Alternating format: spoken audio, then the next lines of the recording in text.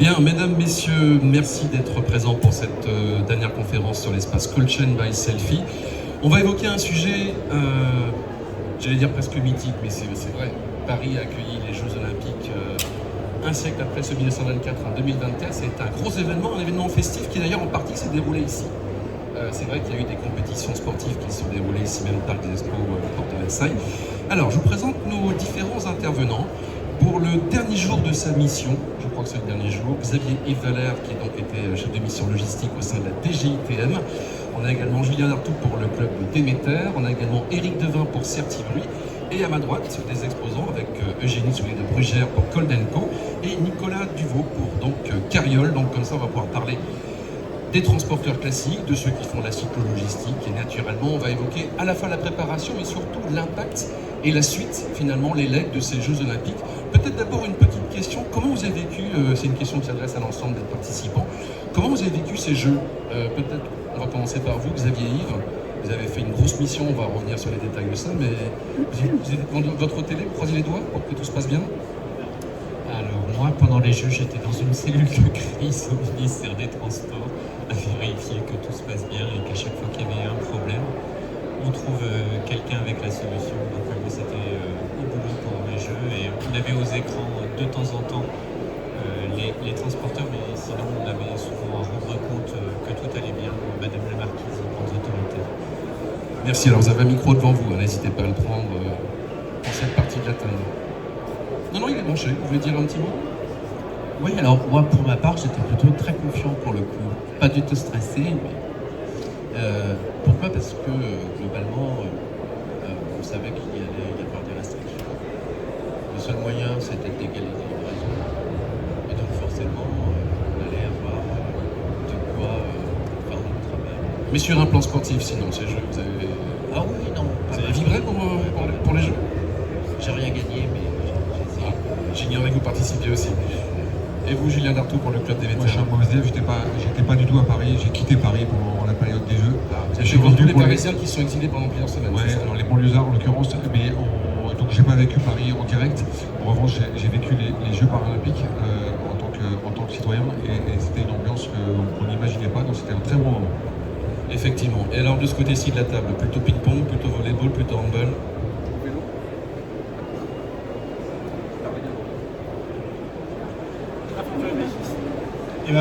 Personnellement, nous, on était à Paris pendant les Jeux et on a vu une ambiance internationale qui était exceptionnelle. J'ai vu un Paris qu'on n'avait jamais vu, beau, dynamique, calme. Et d'un point de vue psychologistique, c'était passionnant puisqu'en fait, on était auprès de tous nos clients qui se réinventaient des modèles, justement dans l'urgence pour traiter les Jeux, et on a découvert plein de nouveaux business models qui ont, je pense, ouvert les esprits de la psychologistique. Donc c'était un succès sportif, psychologistique, et puis c'était très fun. Merci pour ce premier retour. Vous voulez dire un petit mot, Je voulais Eugénie? juste dire un petit mot sur qu'il y a eu une pression sur la logistique à ce moment-là, et effectivement toute notre gamme de contenants isothermes dédiés à la cyclo-logistique, mais pas que, à ce moment-là prenait tout son sens, et donc on était ravis de pouvoir intervenir auprès de nos clients et des demandes de livraison à vélo. Alors, il faut parler bien près du micro pour être sûr que tout le monde entende au fond. Alors, on va parler d'abord de l'avant, parce que j'ai compris que vous transpiriez un petit peu dans vos écrans en cellule de crise, mais il y a eu tout ce travail préparatoire, et on ne mesure pas à quel point ça a été quand même un travail de titan. Alors oui, tout à fait. Le maître mot, c'était anticiper et surtout que tout le monde soit en capacité d'anticiper.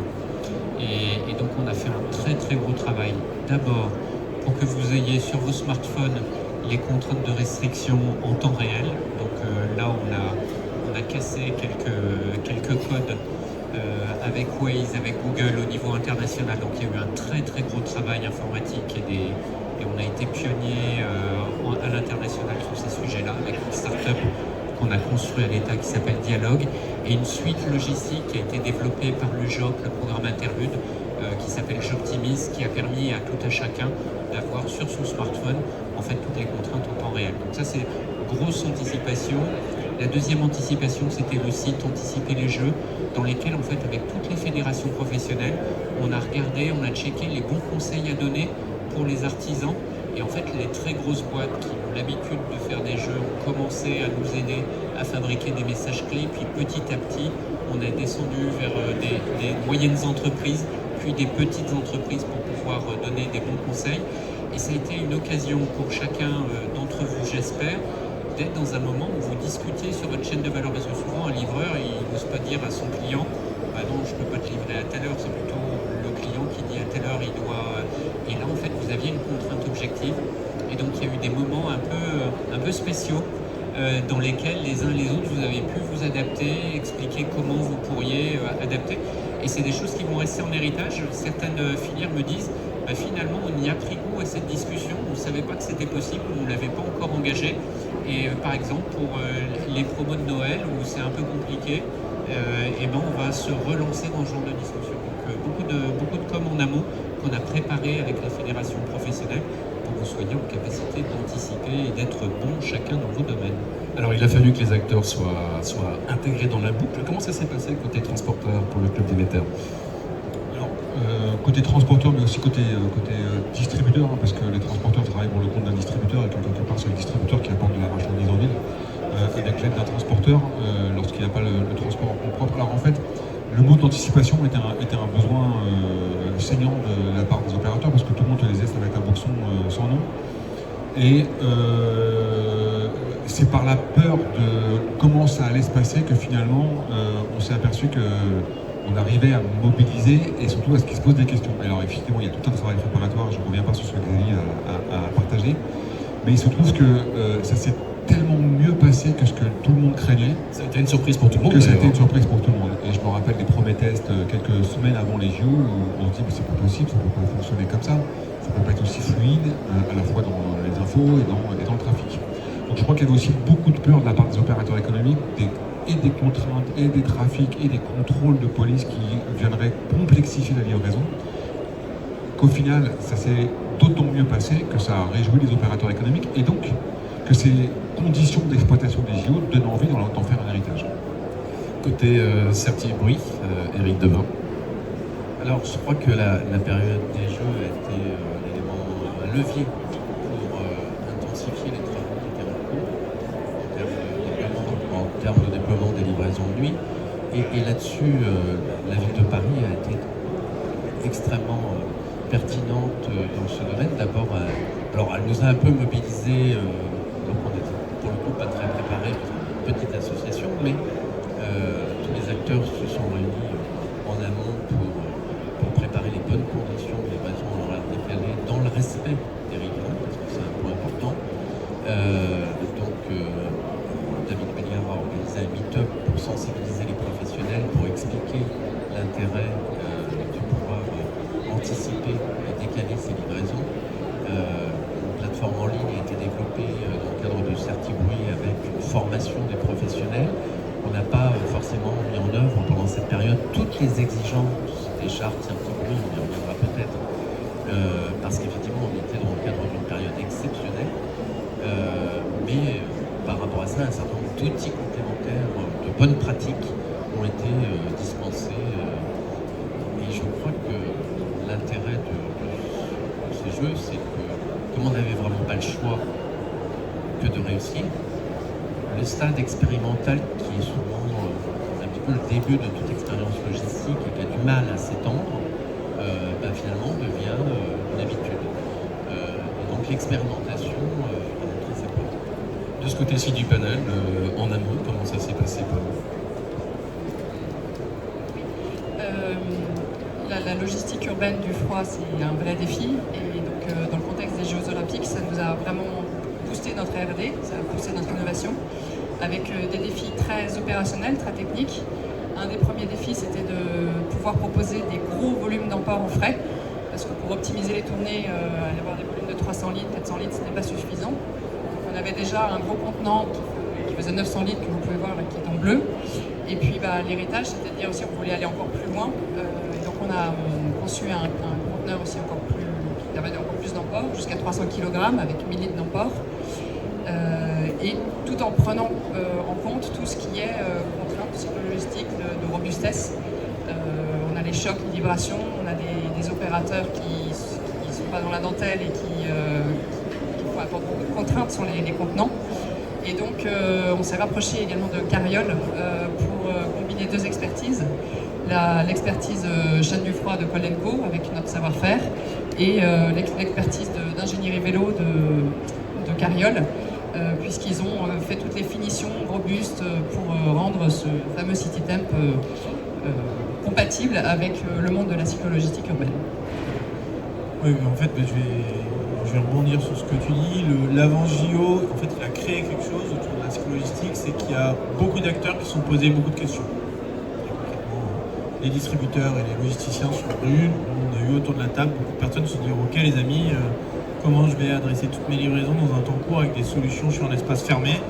Et donc ça a créé beaucoup de discussions, ça a réuni des partenaires, on s'est posé des bonnes questions, ça a accéléré en fait la réflexion sur la cyclo-logistique.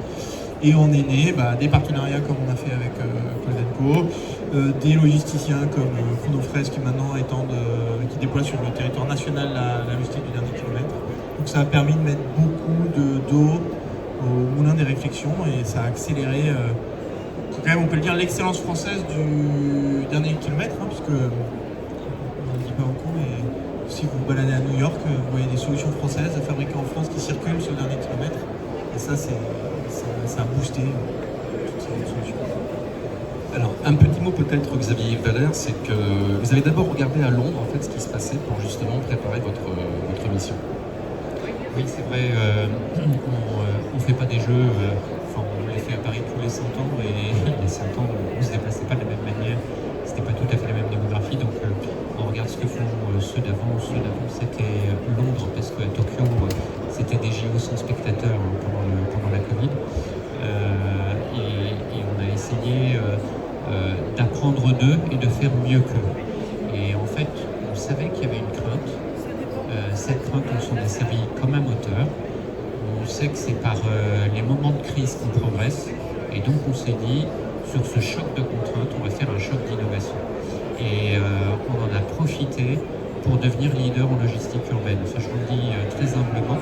Mais en fait, on est devenu leader international en logistique urbaine parce qu'on a eu peur pendant les JO et parce qu'on a fait un choc. Et ce choc-là, personne ne l'a eu en fait.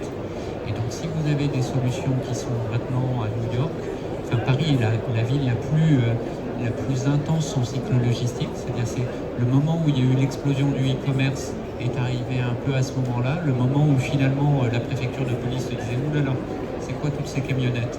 Le moment où la ville de Paris s'est demandé comment on régule, c'est arrivé à peu près à ce moment-là. Et c'est à ce moment-là en fait où en France, il s'est passé un petit moment qui a fait qu'on a pris une avance considérable et qu'on est en train petit à petit d'installer nos standards en Europe et à l'international. Et ça c'est très vrai. Donc aujourd'hui à Los Angeles, ils sont en train d'éteindre des incendies, mais avant les incendies, quand ils s'occupaient de leur candidature au JO, ils disaient « Ouh là là, les Frenchies, ils ont fait très fort, comment on va arriver à faire aussi bien ?» Alors c'est très bien de voir que Paris est maintenant l'exemple à suivre. Côté Club Déméter, Julien Dartout, ce qu'on peut dire c'est que ça a été une belle vitrine et que de toute façon, la neutralité carbone c'est quelque chose que vous travaillez déjà avec toutes les contraintes de la logistique urbaine. Effectivement, en termes d'héritage, c'est un peu le sujet, il y a deux grands héritages que nous on retient. Il y en a un qui était finalement un héritage de programmation, qui est la question de la transition énergétique. La transition énergétique, on ne s'est pas posé la question 6 mois, enfin les entreprises ne se sont pas posé la question il y a 6 mois, comment je vais faire pour les JO pour décarboner mon énergie. Donc pour ça, elles n'ont pas attendu les outils, les contraintes. Et donc il y a quelques années qu'on savait qu'il y avait les JO. Et nous, on a constaté que globalement, à l'échelle des entreprises de Déméter, il y avait un effort qui avait été fait avec cette perspective des JO pour décarboner les énergies. Et j'ai quelques chiffres en tête, si je prends 6 distributeurs, ils ont fait 100% de livraison décarbonée dans Paris. Ça représente un peu plus de 20 000 livraisons sur les deux quinzaines. Et c'est des livraisons qui sont décarbonées, qui ne vont pas revenir, des énergies qui Ils ont pris goût, donc ils vont continuer. Disons qu'ils sont organisés en conséquence. Donc là, je parle de 100% décarbonés, et si j'élargis à une quinzaine de distributeurs qui sont chez Déméter, on est à minima à 50% d'énergie décarbonée. Donc quelque part, ce cap 2024 JO a mis dans les entreprises cette idée qu'il fallait livrer au moment des JO avec de l'énergie décarbonée. Ça, c'est le premier sujet. Et le deuxième, mais Eric en parlera beaucoup mieux que moi, c'est qu'effectivement, ils ont pris goût à l'idée que décaler les horaires de livraison, même si c'est un sujet qu'on travaille depuis longtemps, mais finalement, c'était bon en termes d'organisation. Ça permet aussi peut-être d'avoir des emplois plus lourds, donc des véhicules un peu différents. Et Eric l'a déjà évoqué, même s'il n'y a pas tout le cadre CertiBruit qui a été œuvré, mais livrer la nuit, c'est logistiquement parlant, pour les volumes importants, une solution qui est bonne pour la ville et qui est bonne pour les opérateurs économiques. Et il y en a davantage qui l'ont fait pendant les JO, et nous on espère que cet héritage va être aussi durable. Alors justement, Eric, on peut continuer sur ce sujet. Peut-être rappeler d'abord ce qu'est la charte. Vous pouvez nous en dire peut-être un petit mot d'abord. Oui, alors CertiBruit existe depuis 2012 et on a commencé à travailler avec la Noise Abatement Society qui organisait la logistique à Londres pour les Jeux Olympiques. Bon, après, ils avaient aussi le Jubilé de la Reine, le deuxième événement pour perturber la ville. Mais c'est vrai ce que vous dites, c'est quand il y a une grosse perturbation que les choses bougent. Alors, au niveau de la charte, l'objectif, il est d'établir un cercle vertueux. L'objectif, c'est pas uniquement de décaler la nuit comme plaisir. On décale la nuit d'abord dans le respect des riverains, c'est en faisant moins de bruit, avec des exigences techniques sur les engins qui s'accompagnent en général d'une décarbonation, ou en tout cas d'une limitation des externalités négatives dans la ville. La première, c'est évidemment la congestion. C'est aussi la capacité d'avoir un retour économique pour les opérateurs, parce que c'est bien beau de fixer des règles, mais il faut qu'elles soient évidemment économiquement acceptables. Donc derrière ça, on a un certain nombre d'objectifs et d'exigences de moyens, notamment des exigences de formation du personnel, en termes de manipulation pour éviter évidemment les nuisances sonores. On a des exigences sur les moyens de transport, les moyens de manutention, avec une certification PIC qui est demandée, etc. Cette certification qui n'avait pas été demandée dans la période des Jeux Olympiques, parce qu'on ne pouvait évidemment pas contraindre les gens à changer leur parc motorisé.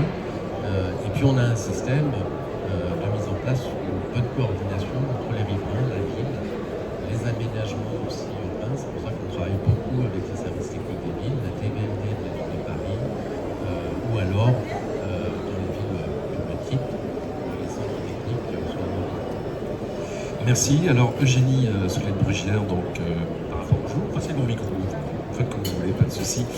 C'est comme la transmission de la torche olympique avec quelque part, mais on se brûle moins. Donc vous avez pratiqué donc, des livraisons à vélo, est-ce que c'est quelque chose qui va être amplifié? Oui, en tout cas, c'est ce qu'on promeut pour répondre à toute la pression logistique urbaine. Ce qui est intéressant aussi, c'est que on sait que l'espace logistique en centre-ville est rare et cher, et ce qu'on voit apparaître aussi, c'est des nouveaux schémas de flux intermodaux. On a ce phénomène où on a des micro-hubs en petite périphérie des villes qui vont venir accueillir des camions d'approche qui sont alimentés par des gros entrepôts frigorifiques à l'extérieur des villes. Et donc ces micro-hubs reçoivent cette marchandise et vont venir ensuite l'éclater sous différentes formes de livraison douce, véhicules légers ou cyclo-logistiques. Et donc dans ce cadre, il fallait aussi avoir des caissons qui soient réfrigérés, qui soient performants, qui soient robustes, qui soient autonomes, mobiles, mais également intertransposables d'un moyen de transport à l'autre. Et donc ça, c'est aussi un de nos critères, de nos moteurs qui nous ont développés sur notre innovation, c'est de pouvoir transposer nos gros caissons d'un vélo à un camion d'approche, d'un camion d'approche à un vélo, d'un entrepôt frigorifique à un micro-hub au point de livraison, sans qu'il y ait rupture de charge, sans qu'il y ait besoin de manipuler la marchandise, déjà pour un gain de productivité, mais également pour éviter les pertes de froid et donc garantir la sécurité des produits thermosensibles. Nicolas Duvaux, la question qui se pose, c'est le partage finalement des différents véhicules, en plus dans une logique de ZFE qui se met en place, qui n'est pas toujours très simple à prendre. Donc ça, c'est une question passionnante qui anime beaucoup de débats avec la DGITM, avec la DGEC, la DSR et puis les acteurs économiques. Donc effectivement, la ville, on l'a vu avec les JO, se réinvente, on a besoin de nouveaux types de mobilité, de nouveaux véhicules, plus légers, plus efficaces, qui se faufilent plus, mais on a des infrastructures qui sont existantes, qu'on développe depuis des années avec une réglementation autour du développement de ces infrastructures.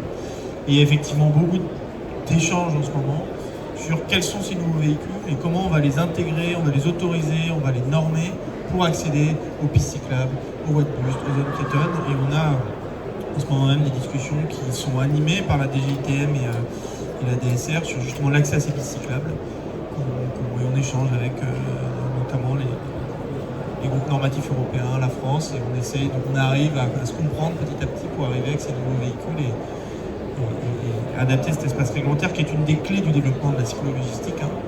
Et de se dire comment demain en France puis en Europe on va avoir des normes et des standards sur les espaces cyclables pour les particuliers, les espaces cyclables pour la logistique, les espaces pour les utilitaires. Donc c'est beaucoup de questions en train de métamorphoser nos villes en ce moment. Et la DGITM est très impliquée dans le sujet, donc on va avoir des éléments de réponse dans les mois qui viennent. Est-ce que vous imaginez, Xavier Valère, que ça allait bouger autant de choses finalement cette mission sur les JO? Oui, en fait, on est au ministère des Transports et les JO c'était sur Paris. D'habitude, on ne s'occupe pas d'un sujet territorial, on s'occupe que des sujets d'intérêt nationaux. Et en fait, si on s'est beaucoup impliqué dans cet événement, c'est parce que on souhaitait justement fabriquer l'héritage. En fait, on a utilisé les JO qui étaient un moment de stress pour une partie du territoire pour pouvoir apprendre, parce que vous savez bien qu'on avait derrière des ZTL, des ZLA, des ZFE, enfin beaucoup de poésie. L'inventivité à la française, c'est bien ça? Oui, et en fait, c'est normal qu'une collectivité, elle décide du sur-mesure. C'est important qu'elle puisse le faire, mais c'est important aussi qu'on parle la même langue quand on est à Montpellier et quand on est à Nantes. Et en fait, ce qu'on avait envie de faire, c'était un collectif dans lequel toutes les fédérations professionnelles, filière par filière, elles puissent dire ce qu'elles savent faire, ce qu'elles ne savent pas faire, leurs contraintes temporelles, leurs contraintes techniques, et de l'autre côté des collectivités qui expliquaient quelles étaient leurs compréhensions de la logistique, comment elles appréhendaient le sujet, et que ce dialogue se fasse. C'était ça qui était important pour nous. La deuxième chose qui était très importante pour nous, c'était qu'on ne dépense pas dans des impôts locaux un système à Paris, un système à Montpellier, et que tout ça doublonne. Voilà, on est tous des contribuables et on n'a vraiment pas envie de payer 15 fois la même chose. Donc on voulait un outil le plus standardisé possible. Enfin, c'est une sorte de norme professionnelle, mais pour les collectivités et pour la collectivité publique. Et on voulait fabriquer un outil qui serve à tout le monde, à toutes les collectivités, à tous les professionnels. Donc c'était ça en fait ce qui nous a annoncé. Et en fait, quand vous voyez une zone rouge ou une zone bleue des JO, nous on se disait tiens, la zone rouge ça ressemble à une aire piétonne. Une zone bleue c'est une ZFE.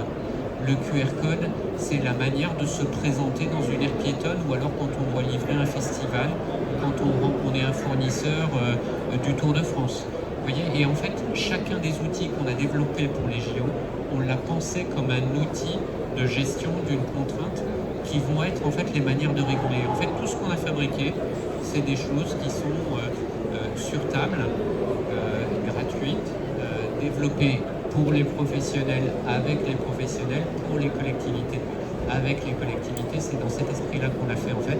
C'est comme ça qu'on construit, c'est pour ça qu'on est leader aussi au niveau européen et qu'on vous accompagne pour regarder comment on peut travailler ces sujets-là au niveau européen et fabriquer ces standards à ce niveau-là.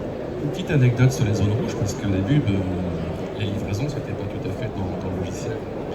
Oui, en fait, la préfecture de police, elle n'avait pas l'habitude de traiter avec les fédérations professionnelles de livraison. D'habitude, ils fermaient le 14 juillet, ils vous disaient, bon, le 14 juillet, les Champs-Élysées sont fermées, donc acte. Souvent, ça se passe le week-end, et c'est pas bien grave.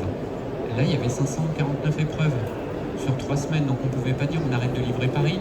Et ils ne savaient même pas l'intensité de livraison qu'il y avait. Donc, c'est grâce aux professionnels qui nous ont donné leur point d'accès et au programme Interlude, ils ont vu la densité de livraison. Jamais ils avaient vu ça, la préfecture de police. C'était pas leur métier.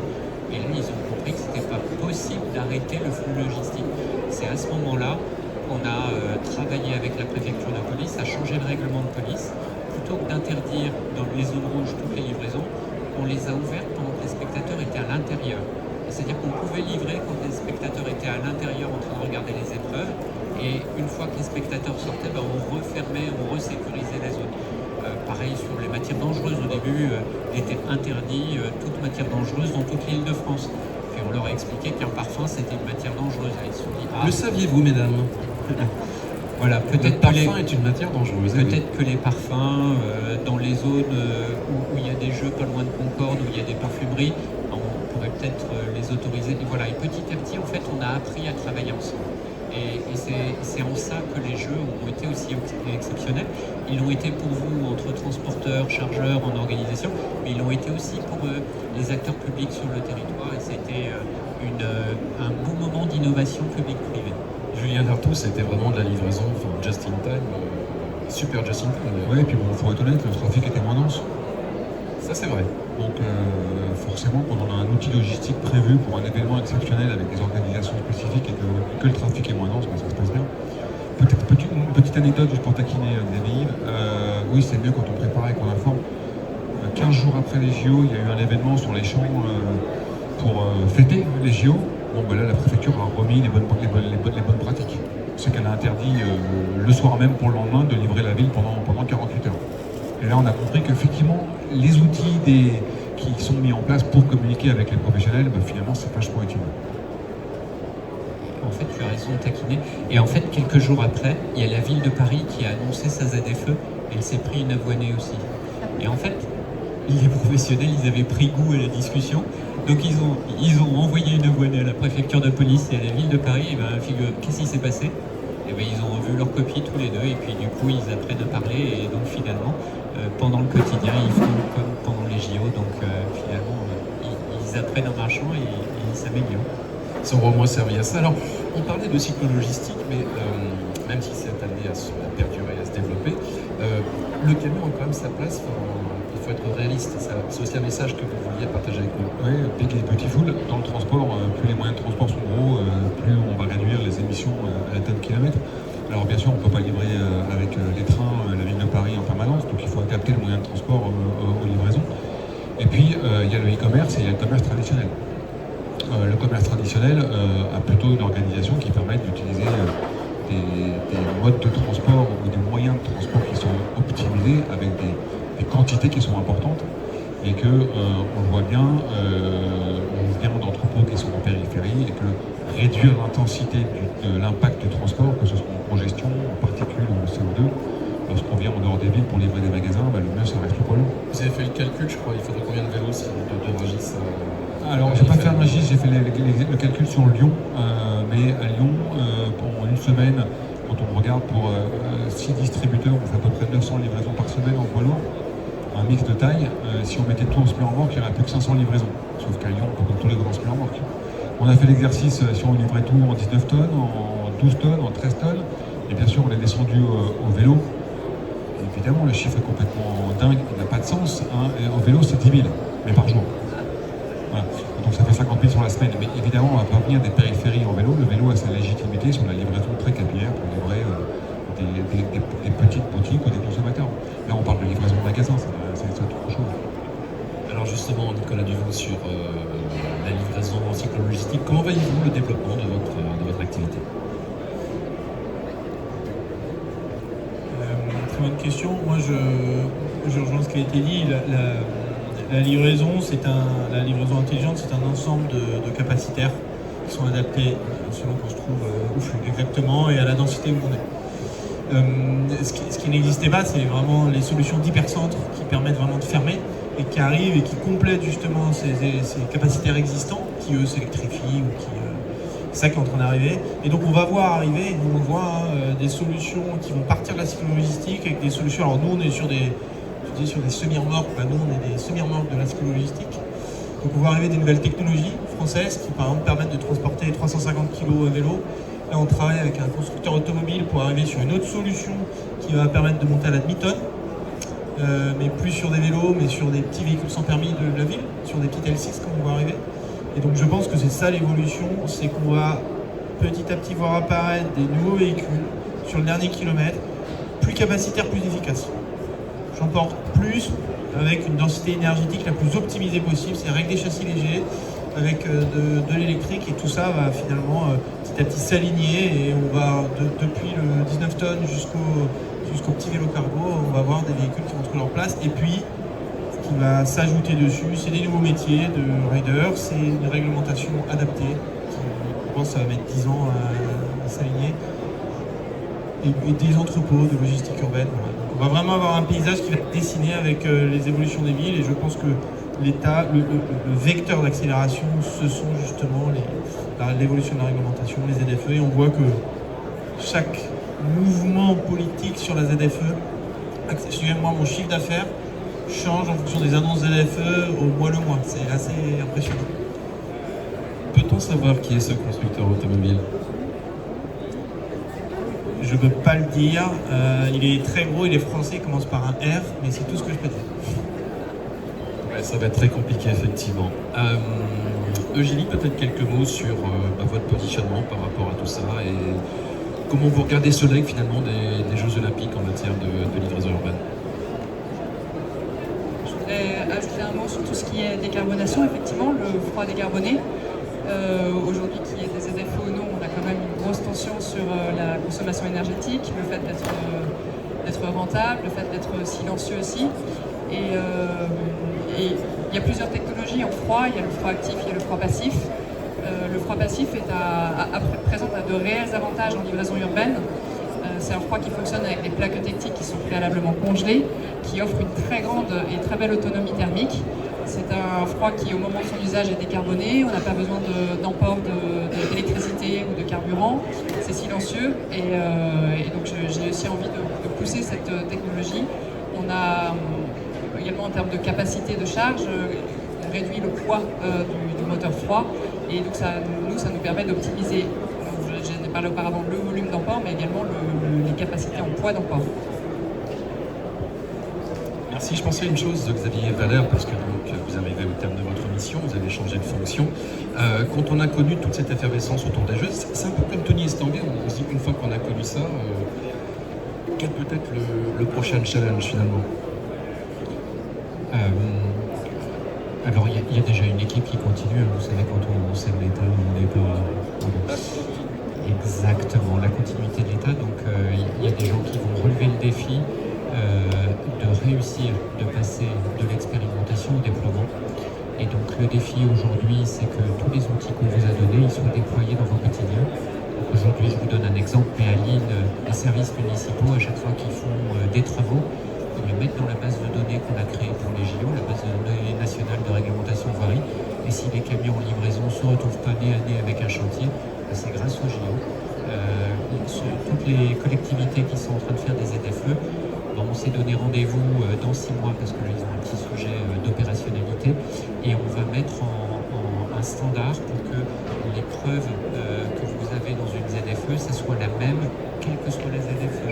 Et donc en fait, le challenge, il y en a plein en fait, l'informatique qui arrive et donc c'est l'équipe d'après qui est en train de la mettre en place, qui est au taquet. Et vous allez voir, on va être les meilleurs en France.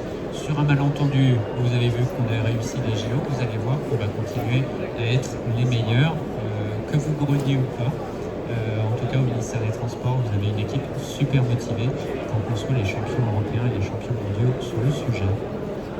Et Los Angeles pourra en prendre de la graine. Julien Dartout, donc on a beaucoup parlé de Paris, mais effectivement, tout ce leg, ça va s'appliquer également sur d'autres villes de France avec des pratiques également vertueuses. Sur un malentendu, tout peut arriver. Mais oui, parce que quelque part, ces questions de pratique de l'utilité urbaine ne sont pas trop proches des JO. Il faut prendre les JO, je crois que c'est Eric qui le disait tout à l'heure, comme un catalyseur et comme un tremplin pour pouvoir, mieux dialoguer et mettre en place les moyens ou les organisations qui sont moins impactantes pour la ville. Donc il faut utiliser les JO comme un tremplin. Et je crois qu'aujourd'hui, collectivement, le travail qu'on peut essayer de faire, c'est d'aller voir d'autres territoires. Lille est un exemple, il y en a d'autres, pour à la fois utiliser les outils qui sont mis à disposition par l'État, mais aussi des bonnes pratiques qui finalement ne sont pas si complexes que ça et les déployer dans les villes. Et on peut en dire autant côté Certibri, naturellement. Oui, alors nous, on a une feuille de route là pour le coup qui est vraiment issue des héritages des Jeux Olympiques.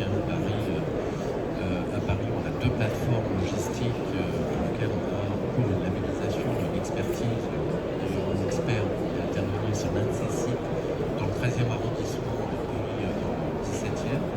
Donc des sites qui vont permettre de massifier la nuit en gros camion et puis ensuite des livraisons sur le jour. On voit que dans l'association maintenant, on a de la cyclo-logistique qui vient, qui vous êtes évidemment,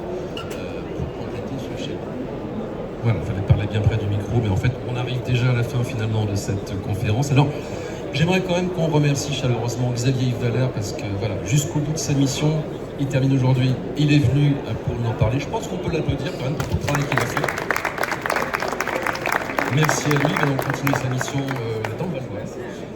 Merci également à Julien Dartout pour le Club d'émetteurs, Éric Devin pour Certibri, Eugénie Solide-Brechère pour Coldenco et Nicolas Duvaux pour Carriole. Merci à vous, bonne fin de journée.